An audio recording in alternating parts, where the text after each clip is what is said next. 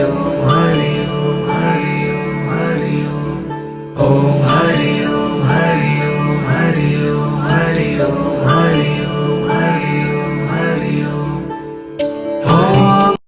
वणकर थे, हरिजन भंगी थे। भगवान तो किसी के दिल में भी प्रकट हो सकते हैं। भक्ति मार्ग से उसके हृदय में गुणातीत अवस्था की झलक आ गई।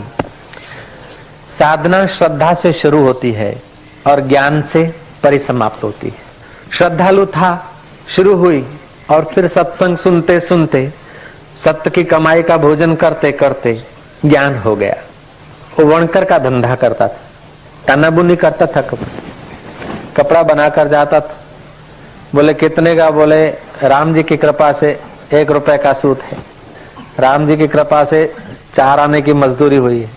राम जी की कृपा से 2 आना नफा, 1 रुपया 6 आना राम जी की कृपा से, राम जी की इच्छा से इसका मूल्य है। राम जी की इच्छा से 4 आने के चावल दे दो, राम जी की इच्छा से 2 आने के गेहूं दे दो, राम जी की इच्छा से 8 आने के घी दे दो, राम जी की इच्छा से थोड़े मिर्च दे दो। ऐसे करके वो खरीदता था और अपना आजीविका चलाता। एक बार बाहर बैठा था वो बूढ़ा चबूतरे पे। संध्या का समय आया, 4 डाकू निकले। देखा कि ये बूढ़ा जरा भोला भाला भी है लेकिन मजबूत भी है, उसका साथ ले गए। उन्होंने डाका डाला और बोझा उसको उठवाया। अब पीछे पड़े सिपाही। वो तो हो गए छू, लेकिन ये तो राम जी की इच्छा से सीधे साधे आदमी। सिपाही ने पकड़ लिया तो रात को जेल में बंद कर दिया। सुबह जज के आगे, न्यायाधीश के आगे खड़ा कर दिया। न्यायाधीश ने पूछा कि इस बुढ़ापे में ये चोरी। इतने में तो गांव में खबर पड़ गई। गांव तो उसको बड़े आदर से देखता था। गांव के लोग इकट्ठे हो गए, बोले ये आदमी चोरी नहीं कर सकता, ये तो भगवान का सच्चा भक्त है, ये तो गुणातीत आदमी है, इसका तो अपने सुख के लिए कोई आरंभ ही नहीं है। जज ने पूछा कि ऐसा क्यों करा? बोले राम जी की इच्छा से हम चबूतरे पे बैठे थे, राम जी की इच्छा से 4 सज्जन आए, राम जी की इच्छा से मुझे ले गए, राम जी की इच्छा से उन्होंने डाका डाला, और राम जी की इच्छा से उन्होंने पोटला बांधा, और राम जी की इच्छा से हमको उठवाया, और राम जी की इच्छा से हम चले 11 नंबर बस में। उसके चित्त में खिन्नता नहीं, क्योंकि प्रारंभ नहीं है ना, आरंभ नहीं है इज्जत होने का, तो बेइज्जती का डर भी तो नहीं है।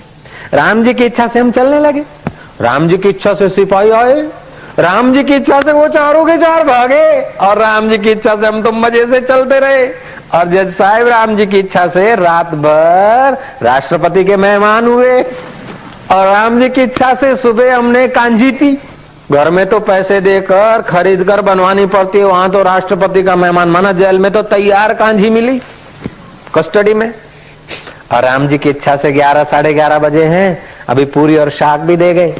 राम जी की इच्छा से तुम्हारे आगे खड़े हैं, अब राम जी की इच्छा से तुमको लिखना है तो लिख लो। अरे जिसका कोई आरंभ नहीं है उसको प्रकृति हर मौके पर सहाय करती है।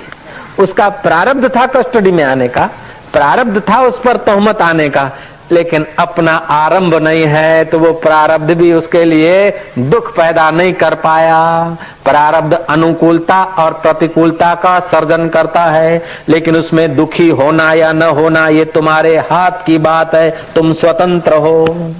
प्रारब्ध चाहता है कि तुम जाते जाते किसी व्यक्ति से अपमानित हो जाओ, क्योंकि अगले जन्म में उसका अपमान किया होगा, तो उसने तुमको जरा अपमानित कर दिया। अब अगर समझ है कि ठीक है मान और अपमान देह का होता है, हरि ओम तत्सत आओ बधु गप सप, आपका प्रारब्ध कट गया और आपको मजा आया। अब प्रारब्ध है अपमानित होने का, और क्या होने मारा गमनो धनी मैंने कोई ना कोई મને આમ કરીને દીકો દેખાડ્યો, મને જોઈને ટેરવું ચડાયું, એને હું જોઈ લઈશ, એનું તો આમ થાય। એ બાપુ મોટેરા વાળા બાપજી તમે આચા હો તો એને તાવ આવી જાય એવું કરો, શું કરવા કરા। वरदादा फेरा नखोद काजो ने आम करजो तेम करजो, तो यही तुम्हारे संकल्प घूम फिर के तुमको दुख देते।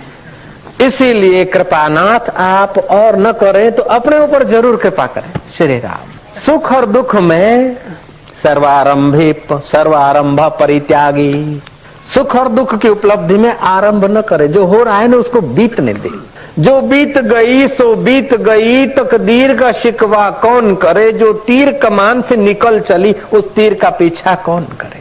जो गई सो गई अब राख रही को, जो बीत गया वो आपने देख लिया, जो बीत रहा है वो आप देख रहे हैं, और जो भी बीतेगा वो देखा जाएगा। इसमें डरने की क्या जरूरत है?